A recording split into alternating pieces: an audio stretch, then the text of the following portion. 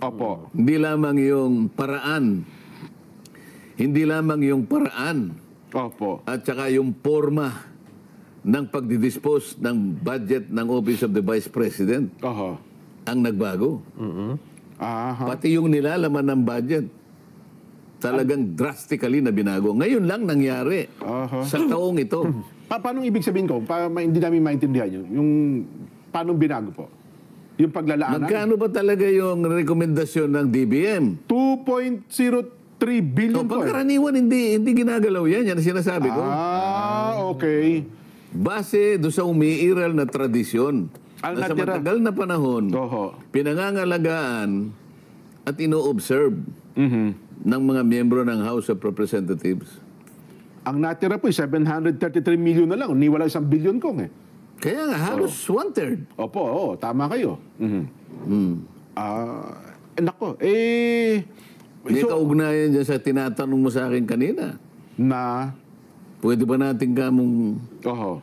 i-discussion? Ayun na nga po kong. O kung gusto ng ating mga kababayan i-discuss, Hindi bakit? kasi nasanay ang mga tao ko. In fairness, sa lahat ng vice president. Ito naman, Nelson, kay kalaban, kay hindi magkapartido yung dalawang leader ng ating bansa, usually naman talaga maraming kababayan tayo humihingi din ng tulong sa tanggapan ng pangalawang Pangulo ko. Kaya meron din siyang mga pondo na nilalaan sa kanya sa mga social funds, di po ba? Oh. Wag na yung office ng Vice President, Jen. Opo. Kami nga na members ng House of Representatives. Tama kayo. Hindi po namin tungkulin yung magbigay po kami ng ayuda. Oho. Meron pong nangyayari na ganyan kung ipadadaan sa amin yon. Pero kinakailangan po nating ipaliwanag, wala po sa gawain namin yon. Wala po yun sa sinumpaan namin. Ang sinumpaan po namin tungkulin, katawanin po namin kayo upang ang interes po ninyo ay palaging nadidinig at palaging napuproteksyonan. Kaya lang hindi mo sasabihin mo, halimbawa, pumunta ka sa isang nasalantang lugar dyan, Nelson. Opo. Alam mo naman binaha, halimbawa. E di nagpunta ka ng Marikina. May dala-dala kang isang kahon. Unang-una, tinitingnan yung kahon mo eh. Palagay ko. Isang kahon lang po. Ano kaya gustong patunayan itong Congressman Nelson Lubaw na to? Oho. Alam na niyang binaha tayo rito, parang nakikita ko isang kahon lang. Opo. O edi, magsisimula kang magsalita ngayon. Pinabuksan mo yung kahon. Ang laman nun ay yung mga panukalang batas na naisulong mo. Para wag humuma, itong panukala ko. Ha? Ipinali. bago ka pa matapos mo yung baka wala ng tao eh. Disgrasya. Baka binato Mga kababayan, may dala po akong kahon dito. Meron kayang maniniwala sa'yo? Hindi lang yung paniwala. Meron kayang makikinig sa'yo na nagpunta ka doon sa harap ng bagong pangyayari sa buhay nila na nakanganga sila, talagang walang-wala dahil sila'y nabaha. Ang pangunahin nilang inaasahan sa'yo, maghatid ka ng kahit anong may pantatawid nila sa buhay. Pantawid. Pero ang talagang gawain mo, Nelson, totoo naman eh. Kaya mo ginawa yon sapagkat ito po ang aking mga panukalang batas na ito po lahat ay para sa inyo.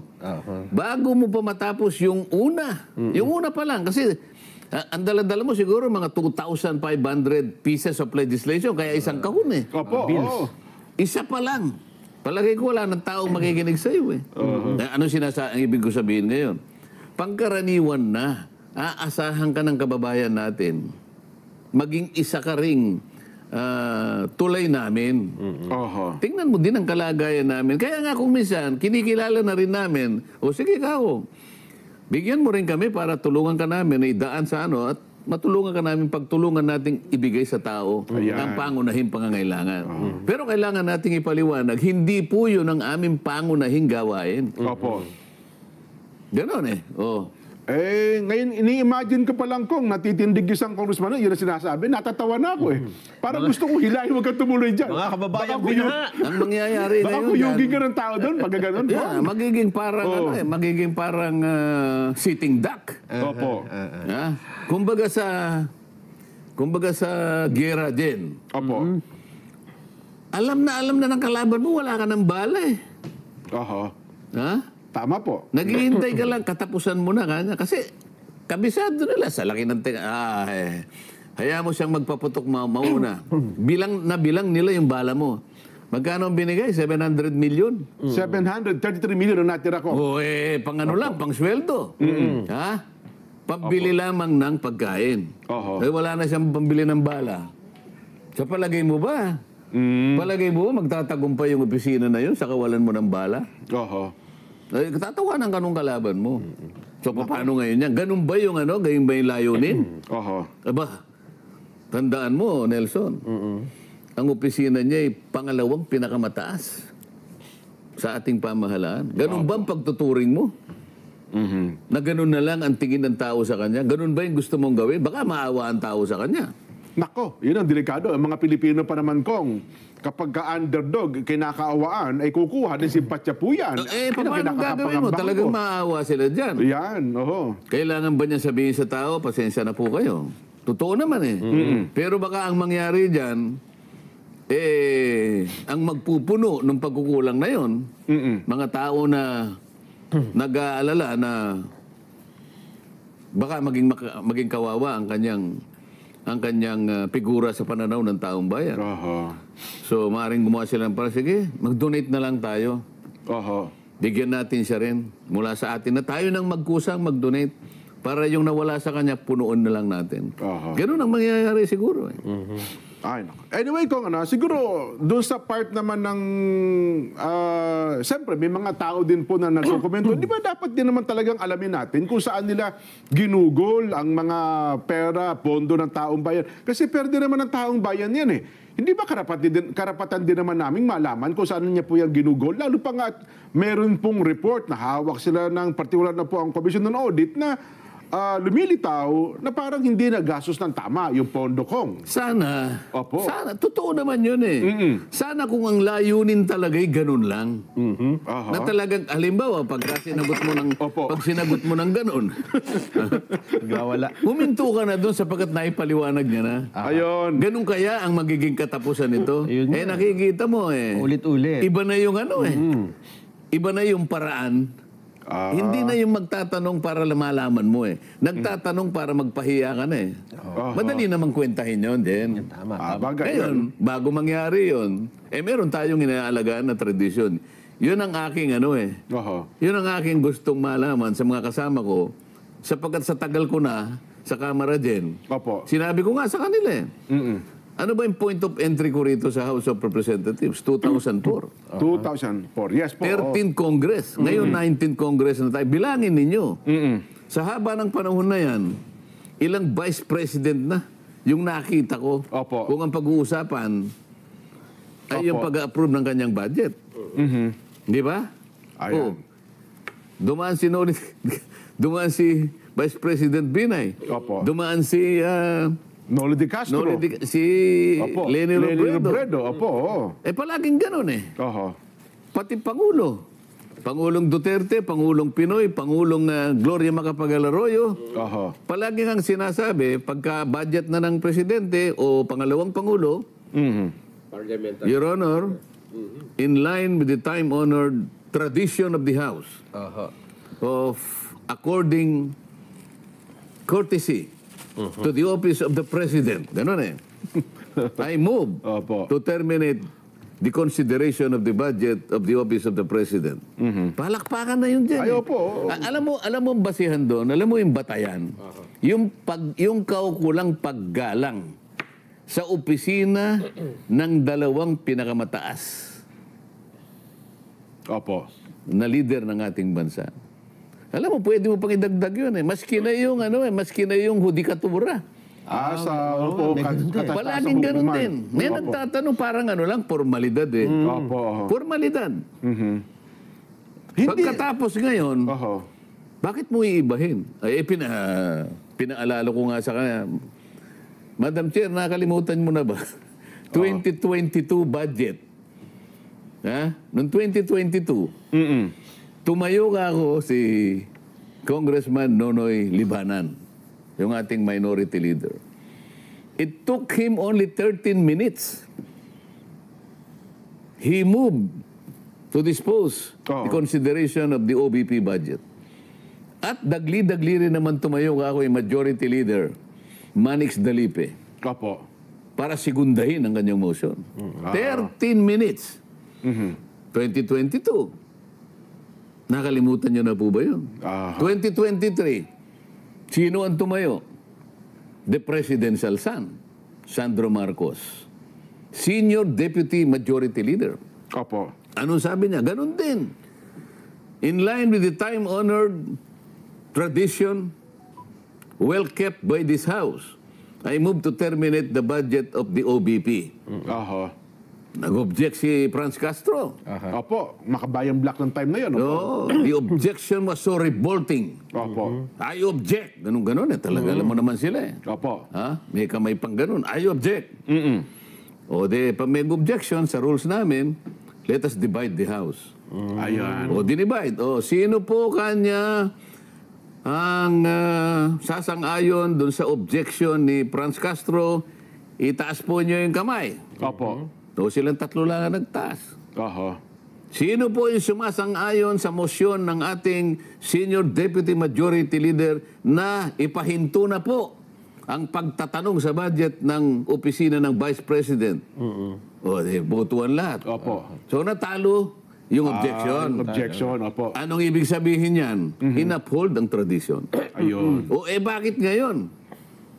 Tinanong ko, Madam Chair, ito po bang tradisyon na to na ating pinangalagaan sa mahabang panahon, katapos-tapusan nga, 2022, inaalagaan pa natin, 2030, pinalagaan. 2024, bakit po ang nangyayari?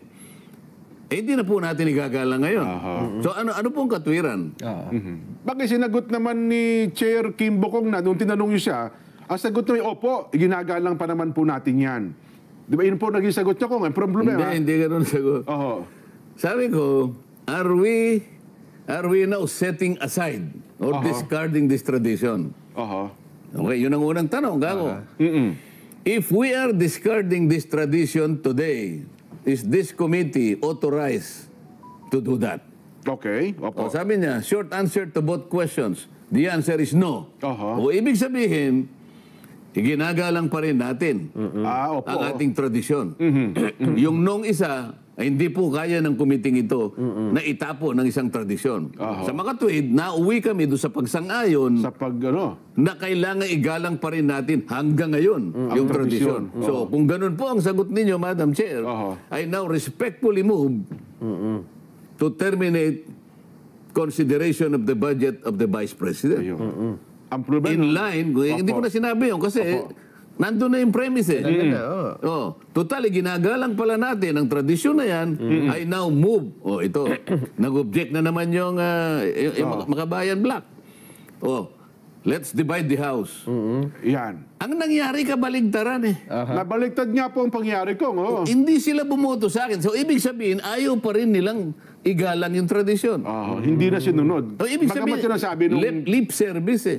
So yung kanilang pagkakasabi na ginagalang nila ang tradisyon, yung gawa ay kabaligtaran. Well, ako naman ko, ito naman yung punto ng iba. Hindi naman kayo yung, bagamat sinabi ng presiding officer, na, well, ginagalang para natin yung tradisyon na yan, alam nyo naman ko, may mga tradisyon na lumilipas ang panahon. Minsan talaga, nababaliwala at hindi na po nasusunod ang mga tradisyon. Hindi kaya yung pagkakataong ito, baka naiba na po. Baka Hindi na applicable. Oo nga. Kasi may Sige. mga tradisyon ito. Sasakyan kita sa salita mo yan. Oho. O di, merong formal, merong formal na mechanism dadali natin sa plenary. Kasi po yun ang nalagay sa tuntunin eh. Ganun ang magiging setup dapat. Formally po nating inaalis ngayon ang tuntunin sa mahabang panahon na naging tradisyon. Huwag na po nating isaalang-alang ang opisina ng Vice President. Alisin na po natin ang tradisyon na kumakapit dyan. Ayun. A-approvein ngayon in plenary. Sa buong lahat Majority ng lahat ng miyembro ng House of Representatives. Yun pa lang dapat na set up. Dapat ganun muna. Sabi ko nga sa kanila, we are ruled by parliamentary procedures. Parliamentary procedures grow from and enriched by experiences, traditions, and precedents. Kinakailangan, dalhin mo muna sa plenary. Para sa aksyon ng nakararami. Ganon Oho. para sa ganon ay itapon mo na ang isang tradisyon. Ayun. Eh wala pa eh. Opo. Bakit inunahan mo yung tradisyon? O di namumulitika ka? So dapat pala, kasi harapin natin ang katotohanan ko, may mga tradisyon noon pa man. Tayo bilang mga Pilipino, sa pagsapit ng panahon ito, yung mga tradisyon ngayon ay nababaliwala. Nakakapanghinayang, ano? Kasi maganda ang tradisyon Pilipino, pero sa makabagong panahon ay hindi na po nasusunod. Ngayon, dito sa pangyayari ito, kung yun pala, at ang tradisyon, kung gusto natin palitan, baguhin na nito. Ang kabuuan pala ng Kongreso dapat na magpasya. Nakasulat kasi sa tuntunin eh. Ayun. Kasi kung tinanong nila ko doon, dala-dala ko yung Opo. the rulings of the chair. Sabi niya, Opo, ipakikita ko sa kanila. In order to break that tradition, sabi niya, it has to be supported by the majority of the members of the House of Representatives. Ang ibig sabihin nun, plenary. Committee yung committee lang kami. Kaya ang tanong ko, ito bang committee ito? Merong otoridad para itapon yung sabi niya, no. Okay, kaya nga, natuwa ako ngayon. Kaya pala ganun ang sagot niya. So sa magawit, sumang-ayon pala sila ngayon. Kaya natuwa ako eh. So, if that is your answer, Madam Chair, I now respectfully move. Kasi ang alam ko, bumalik na kami sa tradisyon eh. Ibig sabihin, magpapasakop na sila, magpapatali na sila sa tradisyon, wala nang magtatanong. Tama? Tama. Di nag-move na ako. Objection kanila. Di natuwa naman ako. Alam ko, pag nag-object, kagaya din ng nangyari nung nakaraan, na wala yung objection na yun, hindi pinakinggan ng objection, ang pinakinggan yung motion pa rin. Alang-alang. Alang-alang sa pagsunod do sa tradisyon. O wala rin eh. Kung sabi ko, double standard. Yung sinasabi mo, taliwas sa ginawa mo. Well, ako ko nga, kasi kami ni Nelson, hindi po kami mambabatas, hindi namin alam yung rules na gano'n. Kasi kung ang pag-uusapan po ay tradisyon, kung ako si Congresswoman Sheila Kimbo, nung time na yun, baka sabihin kong, hindi na po natin susundin ang tradisyon na yan sa araw na ito kasi iba po ang sitwasyon ngayon, iba po ang sitwasyon noon. So, sasagutin ko lang. Yun. Sino ka? Yun palang mangyayari. Ikaw ba? Ay may karapatang sabihin mo yan sa pansarili mong opinion? Ayun. Kasi ko nga, yan din po ang sentimiento na napakarami sa social media. Kasi hindi nila naintindihan yung rules na yan. Kaya nga natin pinapaliwanag. Tingnan mo, halimbawa, sa mga batas natin, may tinatawag na landmark.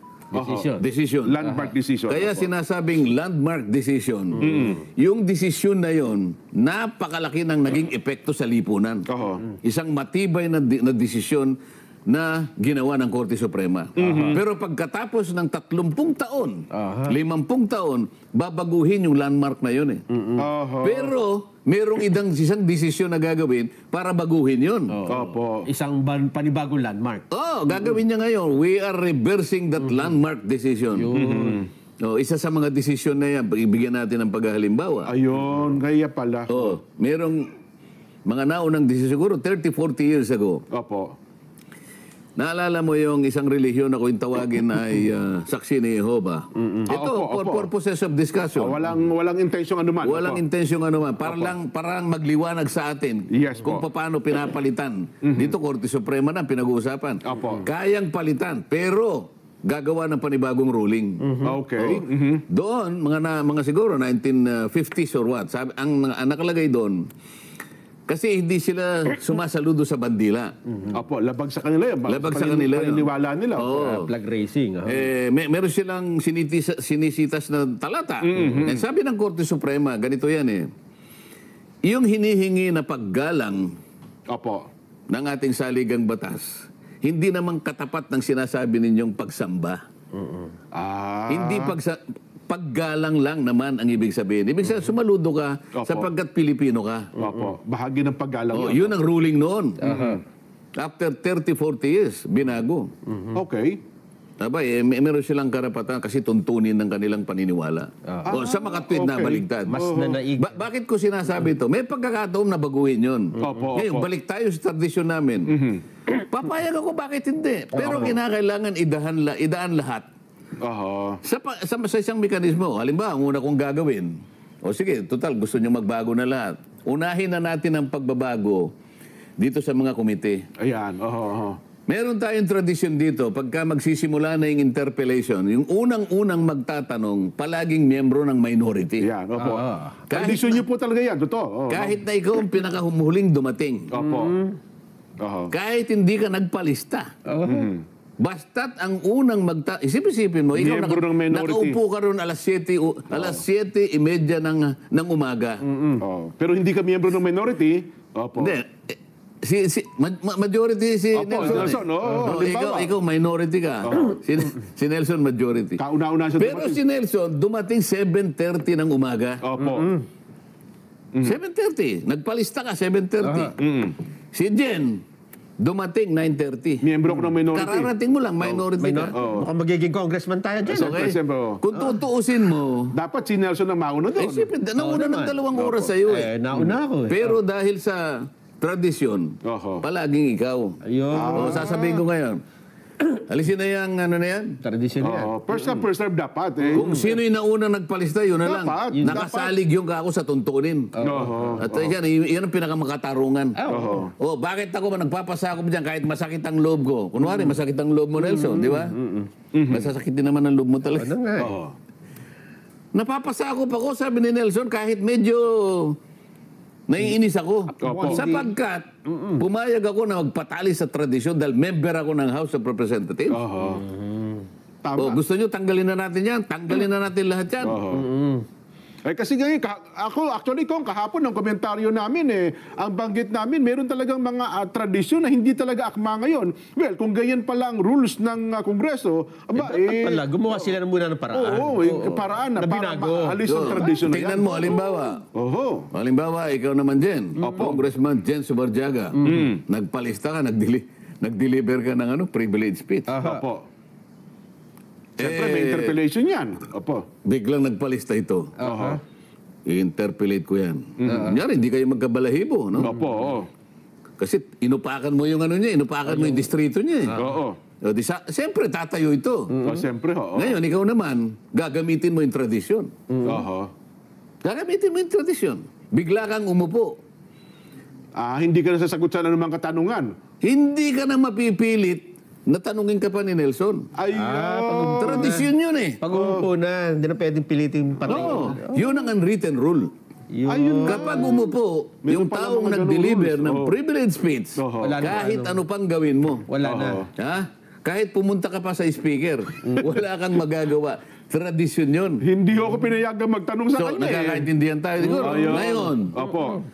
sabi ng Vice President, tayo, pinag-usapan natin, level lang ng congressman. Di ba? Opo. Kung tutusin, sa tingin ko, mas mababa naman tayo kaysa sa Vice President. Okay.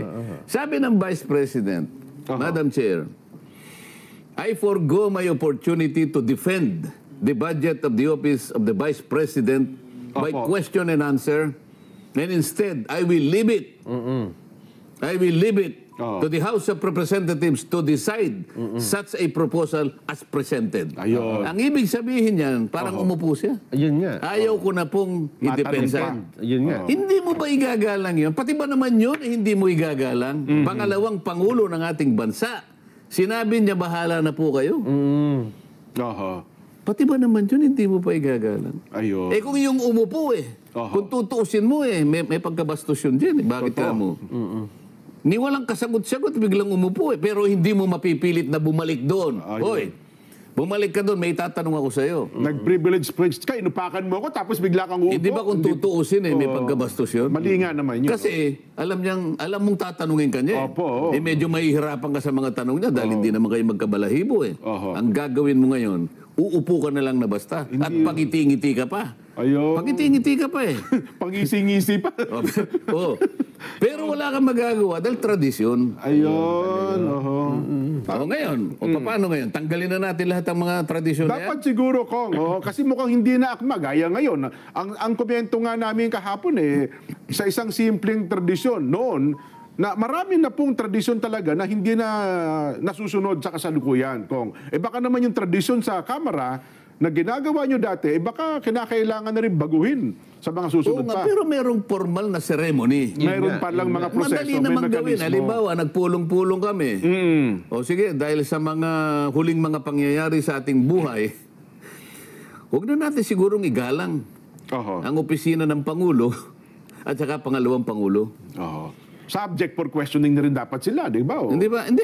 Ganito, hindi, parang hindi na tama. Kunwari, ganun. Opo, oh. Kailangan pagtatanungin na rin natin ang opisina ng Pangulo.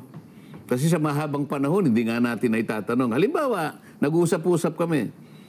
Huwag na nating isang-alang-alang yung paggalang, yung kaukulang paggalang, pagtatanungin natin. Opo. O, gagawa tayo ngayon ng isang ceremony sa plenary yan. Oho. O, merong mag-move.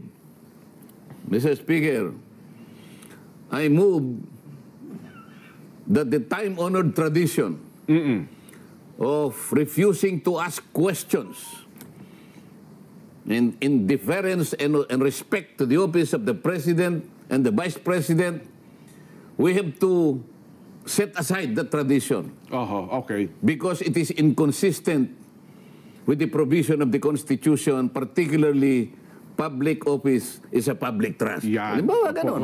Yun ang linya. O, Opo. debate ngayon. Debate. Opo, Pagkatapos ng debate, pagtalunan natin ngayon, those who are in favor of disposing the time-honored and well-kept tradition of the House since time immemorial, say aye. O. Ay, ano. Ay. O, Mahina. O, yung nay, ayaw ka. Walang mangyayari. Pero kung malakas yung ay, tapos ang tradisyon. Ayun. Hindi yung nandito lang kayo. Sino ba kayo dyan? Committee lang tayo? Kayo ba? Kayo ba ang kabuuan ng House of Representatives? Para hatulan ninyo kung ano yung mabuti sa atin? Oho. Well, ako ko nga, ang dapat din nating mapalutang dito, yung binanggit ninyo, wag natin tignan yung tao, kundi ang dapat natin tingnan ay yung tanggapan. Oo nga, kasi siminate, sabi nila. Siminate like. Sabi ko, you may not like, sabi ko din, you may not like the person occupying the office. You may not want her presence here. You may not want the kind of answers that she provides to you. Opo. But you have to respect the office of the Vice President. Yun ang dapat na lumutang sa bahay. Iba yung tao na nag-occupy, iba yung opisina. Yun ang hindi nila maintindihan eh. Yung Pangulo ng Pilipinas, si BBM. Opo. Kung ayaw mong igalang si BBM, bahala ka sa buhay mo. Pero yung opisina na yun. Bilang Pangulo ng bansa, yung tanggapan Pangulo ng bansa. Tama. Anong klasikang mamamayan, hindi mo igagalang ang opisina ng Pangulo? Opisina ng pangalawang Pangulo? Kaya nga sabi ko sa kanila, we are defined by the traditions that we proclaim and that we keep. We are supposed to be honorables. Why do you think you are supposed to be called honorables when you cannot even honor the traditions that we keep since time immemorial? Mabuti na lang, walang sumasagot. May sumasagot doon, parang kung sino-sino lang. Bubulong-bulong na lang po yung iba. Natabig ko pa yung isa. Umalis ka nga rito ako, hindi mo alam ang pinagsasabi mo. Seryosong pinag-uusapan doon, bigla na lang siyang papasok doon eh. Huwag ka naman papasok ng alanganin na gano'n. Mahalata ka naman na parang nag-aagaw atensyon ka lang. Kung saan nagkakagulo, bigla kang papasok. Hindi, alam niya kasi close sa inyo. Barkada niyo naman yun. Alam ko naman yun. Kaya lang, kung minsan, yung pasok niya mali. Ayun, opo. Kasi ngayon, viral na rin kayo sa TikTok ko nga. Kasi di ba, Sheminate, yung iba. Yung sa inyo naman, Yuminate. Yuminate. Opo, Yuminate. Yun ang viral. Kaya tutuwa din naman kami.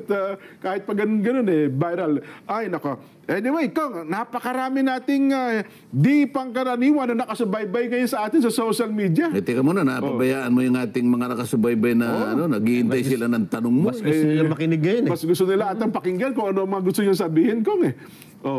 Pero teka lang, bago lang tayo magtanong, kasi nga naman, ang report din naman ng COA kung ang pinagbabatayan, hindi ba dapat din namang ipaliwanag ng anumang tanggapan? Huwag na natin tingnan yung pangalawang Pangulo, yung mga report na nakita ng COA, Kong. Mabuti na itanong mo yan. Kaya nga bumalik ako eh. Nung pagkatapos nung alingas-ngas, ng umaga, na umabot ng halos katanghalian na yun eh. Opo. Nung may pahayag ko na yung aking sentimiento, bumalik ako sa opisina ko, medyo malayo-layo yung RBM kasi dyan eh. Opo. Kakain ako kasi hindi ako makakain sa meeting eh. So doon na ako kumain. Pero actually, konti lang ang kinain ko eh. Nandun pa rin kasi yung pagkainis eh. Pero kumain naman ako. Tapos, naalala ko na meron pang naiwan dun sa COA. Sabi ko, o sige kako, balik tayo ron sapagkat naipalista ko yung pangalan ko.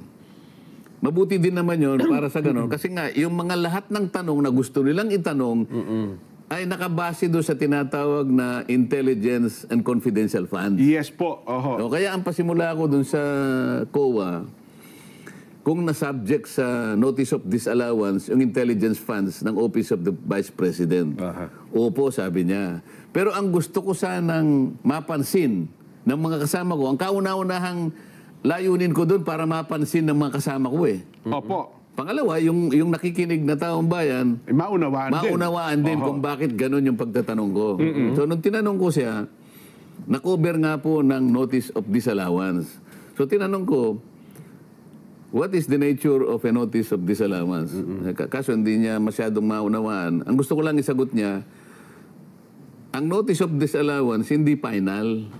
Opo. Ang Notice of, halimbawa, kasi yung Notice of Disallowance, halimbawa yung ahensya mo dyan, Yan. meron kasing mga parametro may mga standards kung paano mo gagamitin yung pondo. Pag nakita nila may konting lisya doon, o halimbawa, ano kasi yun irregular, ano yan IUEEU. 5 Mayroon pala. Yung I, irregular.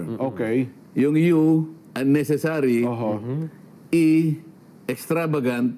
Another E, excessive. Tapos ano yung U? Kako pa sa kanya unnecessary. Hindi, sinabi mo na yun unconscionable. Ay, opo. Yes po. So, ito yung minamarkahan. So, either irregular, excessive, unnecessary, unconscionable, blah, blah, blah, malalagay ka sa Notice of Disallowance. Ngayon, sabi ko, nasaan na ang estado niyang Notice of Disallowance? Ito pong Notice of Disallowance na ibigay na po namin sa management. Ibig sabihin, Office of the Vice President Sa opisina. noong August 24, 2024. So, kailan lang, di ba? Bago lang po. Meron po siyang 6 na buwan para sagutin ito. Isipin mo, 180 days. 6 months pala yan. Sa makatwid, Opo. yung Office of the Vice President, pwede siya sumagot hanggang Pebrero 2025. Hindi pa siya nag-submit ng sagot kasi meron pa siyang plaso na 6 na period pa. 6 na buwan. O ngayon sabi ko sa kanya, yun bang Notice of Disallowance contestable? Yes, sir. Ayan, oo naman. Yan bang kakong Notice of Disallowance appealable? Nagtalo pa kami sa kasi po yung appeal, alam ko na yung appeal. Pag appeal, kunyari, dito sa inyong unit, Opo. dinismiss nyo, mag-a-appeal siya sa commission proper, appeal ang tawag. Pero wag mo na natin ano yun kasi sa amin, hindi naman kami sa ulado yung mga terminology yung ginagawa sa amin, basta sagot, appeal. Appeal po, tama naman. Alang-alang sa pagkaunawa lang na mabilis. Opo, kanya. Hindi siya pupunta sa COA proper kasi sa inyo hindi pa kayo nag-uumpisa Inihintay mo nga yung sagot niya Doon pa. Oo. Anong gusto nating ipaliwanag doon, Nelson? Opo. Sasagutin ng opisina ng Vice President sang-ayon sa kanyang pagkakaunawa sa ginawa niya. Okay. Sasabihin niya, hindi po dapat disallow dito. Dapat i-allow nyo sapagkat nagkamali. Kukontrahin niya yun. Mag-a-argue siya dyan. At ipakikita niya sa abot ng kanyang kakayahan, meron naman silang abogado. Hindi po. Ang pagkaunawa po nyo ay ganito. Ang amin pong pagkaka-interpret sa ginawa ninyong parametro, ganito po yun. Ibig sabihin yan, kukontesin niya. May pagkakataon na maaaring manalo yung Vice President. Pwede niyang palitawin. Kasi kung minsan, hindi nakita ng auditor lang yun Tama. Auditor lang yun. Kung minsan, walang abogado sa unit niya kung halimbawa lumitaw na tama yung Office of the... Sa akin lang naman Ano ang ating gustong palabasin dito? Walang pinali pa dyan Sasagot pa lang, mag-a-argue. Iko-contest niya yan, i-a-appeal yan, sa katapos-tapusan ng daigdig. So wala pang bearing Bakit ngayon sabi ko doon sa COA, tama ba ka ako na yung mga kasama ko? Ganun pa lang kalagayan. Sasagot pa lang. Yun pa lang estado. Tama ba ka ako nung nakaraang isang araw na pinasimulan itong hearing na to? ang mga kasama ko rito ay naglululundag. Oo. Nagalit pa yung isa eh. Hindi po Naglulundag. Eh baka hindi naman si Tagalog masaya. Ang ibig ko lang sabihin, naguunahan pa kayo na pagdamba Oo. sa opisina ng Vice President. Gusto nyong magunahan kayo eh. Ha? Eh samantalang, kayo po naghihintay pa eh. Kung ano po ang isasagot ng pangalawang Pangulo. Oo. Hindi po ba nyo kami papayuhan? Payuhan nyo po kami. Kasama na ako doon. Oo, tama nga. Payuhan nyo kami. Sabi niya, hindi daw... Kailangan ko bang magtatanong na ngayon o hindi? Because if I do that, I will be more popist than the Pope. Oo. Eh, hindi ko po masasagot kasi po, kayo po, hindi nga, payuhan mo lang kami.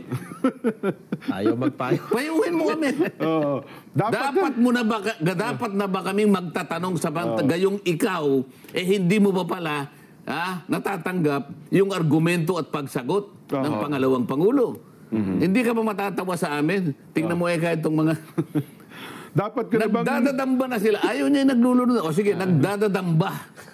Dapat ko na bang gamitin itong report ninyo laban sa tanggapan ng ganito? Isipin mo. Sasagutin pa lang. Sasagutin pa lang. Hintayin mo naman yon. Respeto mo na lang sa opisina ng Vice President. Sasagot eh. Bakit hindi pa siya sumasagot? May 6 na buwan pa siyang sumagot eh. Piniprepare mabuti. Katapos-tapos, anong malay mo kung halimbawa nasagot niya? At medyo tumama. At sinabi, oo nga pala. So, allowed. So, wala na yung, mamamatay na yung Notice of disallowance. Kasi allowed eh. Naipagtanggol niya yung sarili niya. Ayun. Ngayon, bakit ka magtatatanong ngayon? Ba't ka maglulundag? Ha? Hindi mo pa nga alam kung ano yung laman nito. Kasi alam mo, lata. No? Wala namang label. Nakala mo ang laman sardinas. Nagtatatom ka na. Inaakala mo yung laman ay sardinas. Bagoong pala. Bakit maalat yung sardinas? Hindi mo nga alam kung sardinas. Nakuha mo ibig ko sabihin? Tama po. Kaya akong ginanon ang pagtatanong para lang maipadama ko sa aking mga kasama. Mga kasama, parehang masyado tayong adelentado. Kaya nga ako'y nagpakababa na rin, sabi ko doon sa Cuba. Payuhan mo nga kami. Pati ako isama mo na ron. Opo. Payuhan mo ako. Ayaw niya ayaw naman niya akong payuhan. Opo. Ay mukhang... ay, nako. Nung narinig ko nga yun, doon ako Naunawaan mo, di ba? Yan ang sinasabi ko. Naunawaan ko eh. Sabi ko, ganun pa lang sitwasyon. Yun pa lang proseso. Kasi kung hindi kayo nagsalita, ang imahe dyan, merong katiwalian, merong... Parang pinagtatakpan. Na hindi sinasagot. Kasi nga meron ng notice eh. Paano kung halimbawa, humaba itong usapin na to? Halimbawa, nakaharap yung COA. Opo. Mr. COA Representative, Madam COA Representative, sino po ba sa amin dito sa kabuuan ng House of Representatives ang merong notice of disallowance? Nako, lahat po, malamang. Kaya sabihin niya, mawalang galong na po sa inyo, sir. Opo. 99% po meron kayong notice of disallowance. Lahat ng ano kaya? O paano ngayon? Yun ang malaki, totoong katotohanan kong. So nagtatanong ka tungkol sa disallowance na hindi pa sinasagot, samantalang ikaw ay meron din? Pati Makabayan Black ko, meron yan. Merong nakasulat sa Biblia eh. Ha? Huwag mong titingnan kanya. Yung muta nung kapatid mo. Ang tingnan mo ay nakahambalang sa sarili mong mata. Baka mas malaki pa yung yan. Oo, nakalagay pa ron eh. Totoo. Parang isang punong kahoy ang nakabara sa kanyang mata eh. Ano ibig niya sabihin? Umalis ka dyan sa likod ng puno na yan. Kasi natatakpan ka eh. Hindi mo nakikita yung katwiran eh. Lumabas ka dyan para makita mo yung totoo. Kasi medyo nababara yung paningin mo eh. Ayun. Ay, nako. Sabi ng ating mga followers kong, wag na tayong mag-box populi. Sapat na kami sa hindi ko. Hindi, pero kailangan natin ng confirmation. Siyempre po. Yung pinagdadaldal natin, pinagsasabi natin, kailangan nating makakuha ng confirmation sa kanila. Kung ano naman ang kanilang yung kanila namang sentimiento, opinion, di ba? Ay di, gusto ko tanong, kasi gusto ko tanong kung dapat na ba nating alisin yung maraming tradisyon sa Kongreso kung yaman din lamang, yun ganito pala ang... Hindi, i-limit natin doon sa nangyari. Kasi walang kasalanan yung ibang tradisyon eh. bagay, Sa bagay. office of the Vice President. Kasi ito yung nagkasala, ito lang eh. Pinilit na tanggalin, na hindi man lang nila isinaalang-alang. Oo. Yung pag-aalaga sa maraming taon, sa mahabang taon, bigla na lang nilang kinalimutan nang wala namang kaukulang pagpapaliwanag. Ayan. Kaya nung tanongin ko, what is the reason? Wala sumagot eh. At inaalis na pala yung tradisyon na yun, kung ano pala. Courtesy At sa hindi mo OBP. rin pala basta maalis yung ganung tradisyon. Hindi ganun. Yun pala. Oo. Pagtatalunan namin yun at plenary ang mangyayari, ang action dyan. Nako. So ano, yung tradisyon para sa... Kortesiya sa kortesiya OBP. para sa pondo, hinihingi ng panahon na ba? Na para ito ay maalis o dapat ay tanggalin Hindi na? ganun ang tanong. Tama ba? Tama ba ang ginawa ng Appropriations Committee ng hindi pagsasaalang-alang sa tradisyon na matagal na palang umiiral sa mababang kapulungan kung ang pag-uusapan ay yung pagpasa ng budget ng Vice President? Ayun. Yan. Di ba? Tama ba? Baka kasi si malay mo. Sabi ng iba di alam natin. A, tama po. Yan. B, mali. Yan. A or B tayo, ha? A, Paliwanag tama. mo mabuti, baka magkabaligtad. Pag sinabi nilang tama ko, Tama yung ginawa. Tama yung ginawa Ginawa ng... Tama ang ginawa na Binaliwala na yung tradisyon. pagbaliwala Yan. sa isang umiiral na tradisyon na nakasulat sa bato. Ayan. Pag sinabi naman nilang mali, yung ginawa nilang yun, Hindi dapat ginawa yun. sinunod nila yung tradisyon. Tradisyon. Yan. Ayan. Mag-message po ng A or B sa ating mga text hotline, 0953-562-5088, 0960-447-6535, landline 878-474-50. Huwag po kalimutan ng mga texter para ng lugar kung kayo po ay taga saan. Pwede rin po kayo mag-send ng inyong mga responses sa pong social media pages. Live po kami napapanood via Facebook at YouTube. Live streaming at Net25 TV. Mapapakinggan po Radyo Agila, Provincial Radio Station at sa Mega Manila, DCEC 1062. Magbabalik pa po ang sa Ganang Mamamayan!